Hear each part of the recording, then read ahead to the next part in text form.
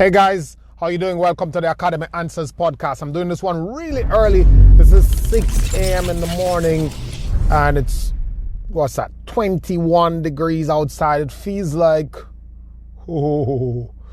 think the real feel is something like 6. So I think winter is on here in New York. How are you? Where are you? How's it going in your neck of the woods? Happy to have you.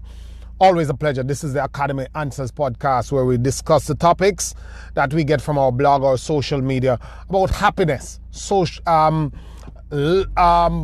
freedom, full potential, becoming your best self, because we believe that those are the key to living your life, the best life, living a life of happiness and fulfillment, feeling that you are worthy, feeling that you are worthwhile, feeling that you have control. And the more control you feel, the happier you are. The more control you feel, the happier you are. My grandmother used to tell me this thing. She used to say that there are two things that are powerful, and it happens in the morning and in the night. In the morning, if you wake up with options about your power to decide what you want to eat, what you want to do, how you want to move, all that stuff. So having options to choose the one that best suits you and you best feel like doing right now. And the second thing is, it happens in the night, to go to bed with a peace of mind.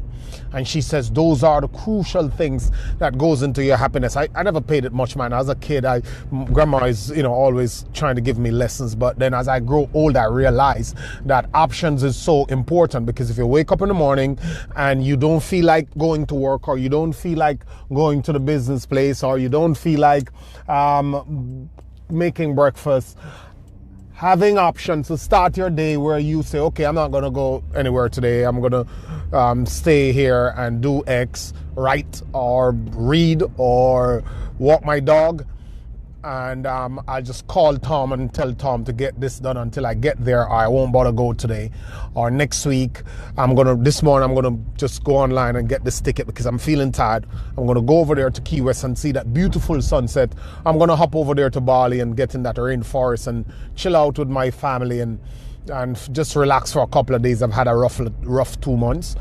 Or I'm just gonna go to Starbucks and sit around my computer and get these applications banged out for 2 hours, and then I come back and clean my house and stay in bed, and then I check my bank account and I'll see my money coming in.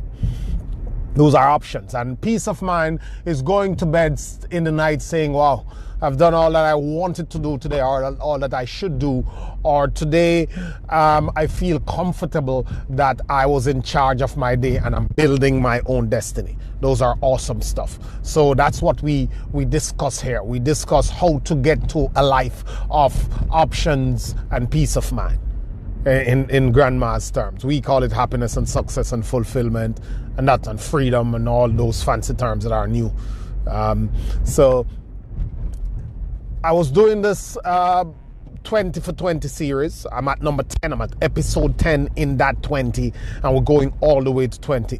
So I did a little rant between 7 and 10 episode, and that helped a lot of people. And I got this question that the person sent to me twice, and she says, make sure you do it, Loon, make sure you do it, and I want it now. So I feel like I've done this 15 times. So I was kind of, do I have to do it now? Go back and listen to episode. She said, no.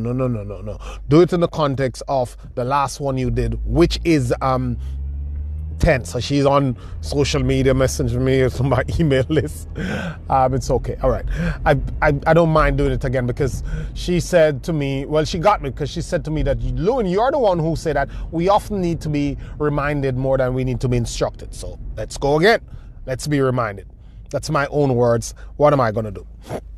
So the question is, based on episode 10, my last episode, it's right there. You can go back and see it. It is, I don't know where you listen on, but usually every platform of the list of the stuff, or once you get over here to my Anchor platform where I'm at, then you'll see the list of stuff. I'm going to kind of compress them on my website and put them on a page, so all these episodes just sit there, and then when you go to the website you can listen through it, although it's probably take it to a platform depending on the type of link I get, but it doesn't matter. I'm going to put them there, then you can see it easily, and it will have the topics nicely. I'll probably put a thumbnail too, but I'll get to that.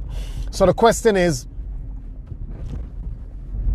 how going for it. You talk about go for it, and you said that that is the biggest mistake anyone will ever make in their life. Doesn't matter what they think, but a big mistake that will come to haunt them, that will give them the most regret, is not going for it. And I too strongly believe in that.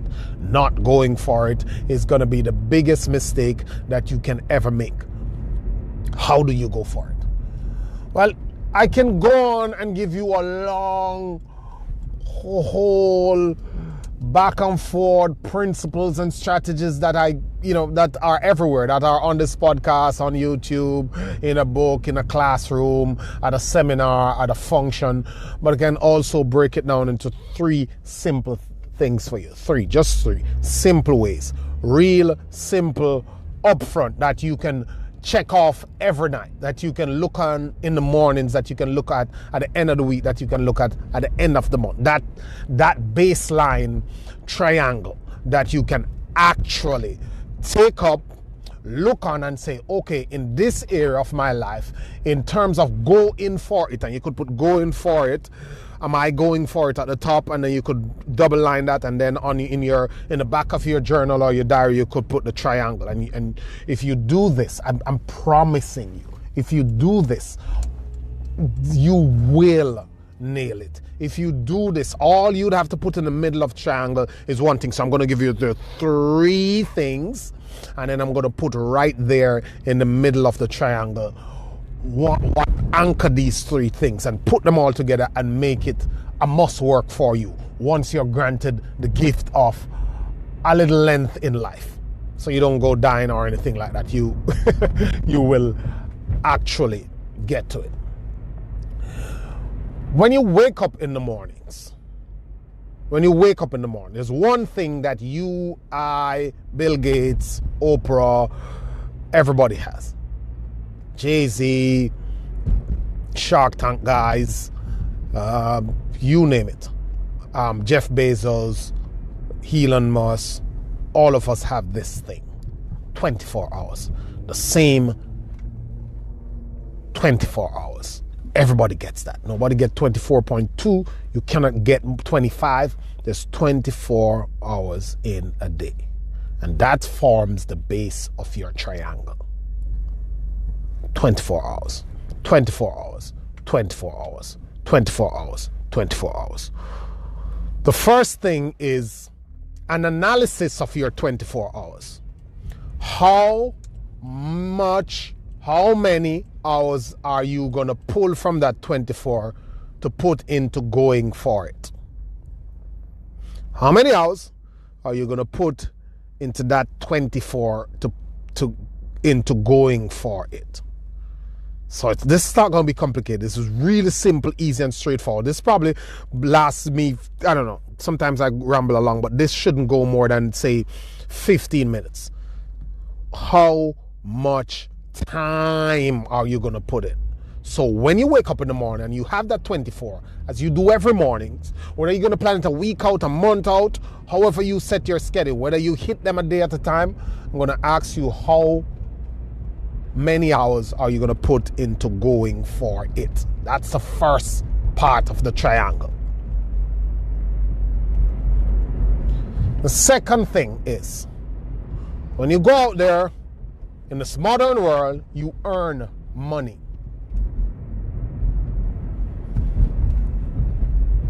How much money of what you earn are you going to put into going for it? Your money, what do you use your money to do?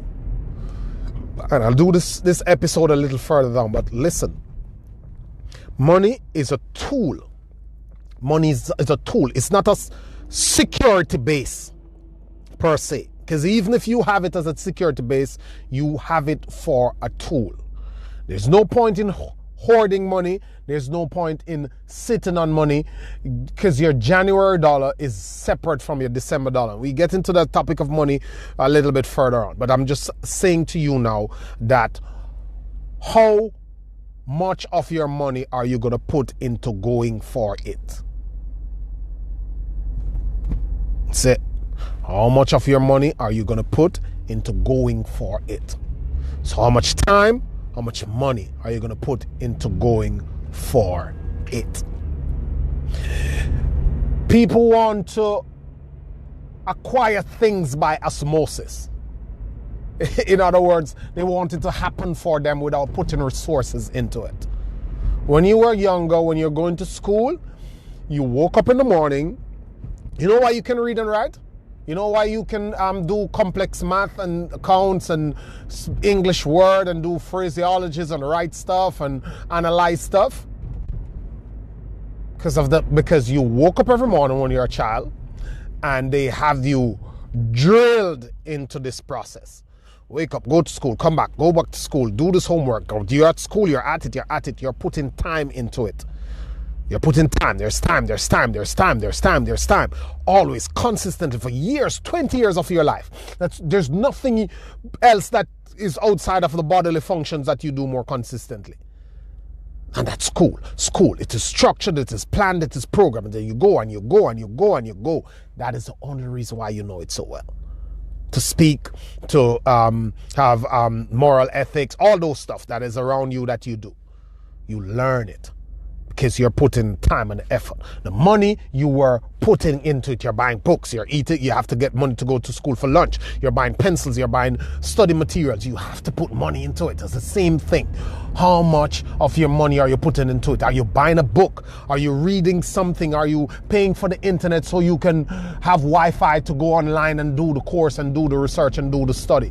Are you paying for your cell phone so you can get information when you wanted to know what to do? Are you putting money into that business? Are you saving to open the business, to learn something, to buy an ad, to test the business proposition, to research something, to buy your logo? Are you putting money into it? Are you buying a coaching program? Are you learning from somebody? What are you doing with your time and your money? How much of it is going into going for it?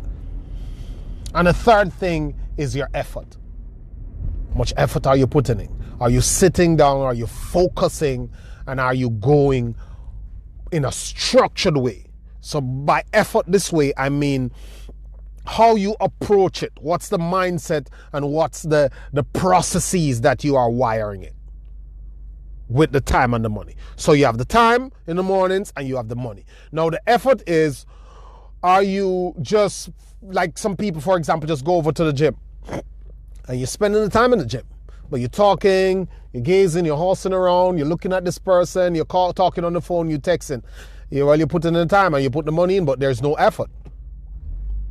What about the person who just want to open a business? They go on a website, they call somebody, they they build a website, and in the mornings they sit around the website and they fiddle around and they don't know what to do, and they just put some little stuff in and they're distracted and they're not working consistently and they're not testing anything and they're not having a process and a system that's making them analyzing and doing it right and trying new things and working through things and getting the information and figuring out stuff. So what's the quality of your effort? And in the middle of that triangle, when I have one base being time, one base being money, one base being money or resources, whatever it is. Maybe it's resources, but money is a resource. As I told you, it's a tool. So what is going in? What physical thing is going in to help you to get to where you want to go for it? And in the middle of this triangle, is your consistency. How often are you doing this thing? Because talent is something you have naturally. Talent is something you have. People have this gift, people inclination. Let no one tell you anything. We all were born with natural inclinations. We have something that we can do more than the average person, than everybody else around us. We get it just like that. So the guy says something about math in class and we pick it up just before everybody else. Or they say something about literature, geography, and it comes natural to us. That's why 3-4 guys it might be top students in this, and one guy he's dumb to everything else, but he's just good at this stuff. And that's why you find a kid opening up a radio or a cell phone and just figuring out and, fixing it. And this other guy said, I'm not touching that. He'd break every screw. Just to open it, he'd break it. And some other person open it, work in it, fix it, and get it to work again. Since they're a kid, nobody taught them anything. They've never been around it. They just do it.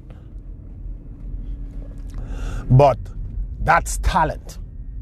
Talent is for your immediate circle.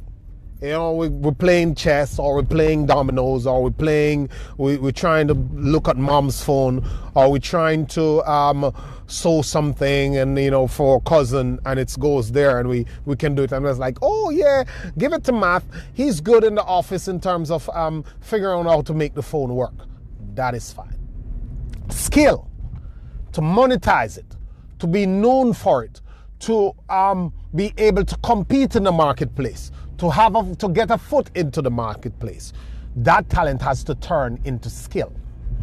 Now that skill comes from hours upon hours upon hours upon hours of beating on your craft, of doing it. Practice. Repetition is the mother of skill. Practicing it, doing it over and over every day. That this guy in this book, I don't remember his name, called it 10,000 hours. You got to put in your 10,000 hours of physically doing it, not thinking about it or being able to do it. Physically doing it until it becomes hardwired in the brain, and you can do it second nature, like how you drive, like how you walk, like how you talk. You don't even think about it. Your subconscious is now doing it. And you do it so well, and because you are doing it so long, that's where creativity comes from, guys. Creativity comes from doing the thing, immersing yourself in the thing. So that's in the middle of your triangle. The consistency that you put in to it. You're not going to get to mastery and excellence win. If you're not getting to excellence, you cannot get to any high levels of success. Your commitment to excellence will be one of your greatest quality. Your idea and your emotional drive to do it at the highest level, to improve this thing, to do it better. So right in that triangle, you have the magic of how to go for it. Analyzing your time to say, okay, today I woke up in the morning, had breakfast, I went talking to my friend, I drove to work, I dropped the kids to school, I did the stuff around the house, I went to work, I worked until 4, until 5, then I had to stop and go over to this thing to get my bills paid or take a friend to XYZ. I got home at 6, I took care of the kids, I was tired as crap, and then I went to bed. There's it. Nothing into going for it. I woke up in the morning, new scenario. I woke up in the morning, set my alarm, got up at 5. I did 10 minutes of meditation. I did 20 minutes of exercise. I feel so pumped. I went to work. I did all my chores, went to work. During my lunchtime, when I was sitting there on break, I read 3 chapters of a book. I took some notes. I researched something. I looked at it. I bought the logo, or I bought the book. It's coming in on Amazon. I got home at 4. I did everything in the house, cook, prepared dinner, sit around. At 7, 8, everybody was going to bed. Half an hour, I went online. I was researching this stuff. I saw this guy had a webinar. I signed up for the webinar where he's going to teach about how to sing better, or to have a better voice, better sound. And I registered for it. I'm going to listen to it next week, Friday at 3. And then I'm going to learn from that. I have the notes here. I have the reminder in my phone. I'm good to go. You are putting in time, you're putting in effort, and you're putting in money into going for it. And you do that tomorrow morning, you do it the other day. And it's the power of increments. I'm going to tell you one thing though, that wipes out everybody, that cause people to trip up, to stop, never get there. That's just the last thing. But that's what going for it looks like. Now, that's what it takes. That's what you need to do. Now, this one thing that gets everybody, this one thing that everybody is lost on, that nobody gets, and because of that, they're able to start, they're able to proceed, but they're not able to sustain. So they can start, they can go on, but they cannot sustain for long enough, because they're seeing the people who they want to be like, the levels that they want to get to. They are looking out there, they're seeing it. They're seeing the fancy cars, the homes, the being in charge of your own time, going off on vacation when you need it, not having to sit in traffic and go to a job to listen to the boss, not having to be missing the kids' game, not having to not being able to go to friends' home and stay out of town for 3 weeks and come back because they haven't seen this person and they really like this person for a long time. They have a good relationship with the person. They're dear friends. They can't see them. They've seen friends since high school. They see the friends 6 more times before they die.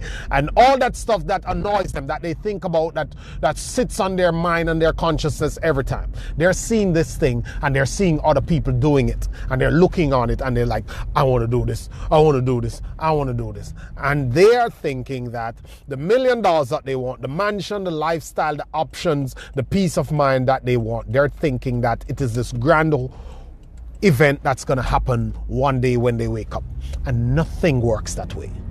Nothing works that way. It is our impatience and our lack of perspective that we have to put this thing together in increments that gets us mostly. It is our lack of perspective and our impatience that we have to put this thing together in increments that get us mostly. It is a process, not an event. And I cannot stress on this more. It is a process, my friends. A process, not an event.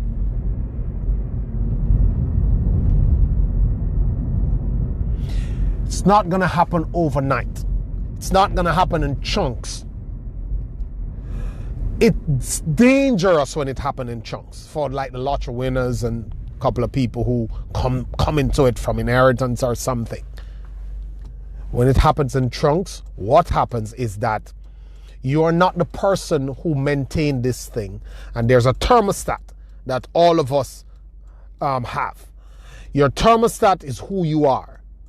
And it will always maintain that temperature. So who you are, if you are a $100,000 person and they give you $1 million, your thermostat, which is who you are, will bring you right back down to $100,000. You'll mess it up. You'll waste the money. You'll lose the money. So my friends, look out for this. Look out for the urge you get to stop because it's not happening in a year or 2 years or 3 years. Forget what you can achieve in 1 year and start to accept and start to have some focus on what you can achieve in 5 years. Because that 5 years of grind, which pass quickly, will save you a lifetime of frustration and living a mediocre life. And that's it, my friends. Those are the 3. Time, money, effort, and in the middle, your process, your system of consistency that you have going on. Have a great day, guys. Always a pleasure.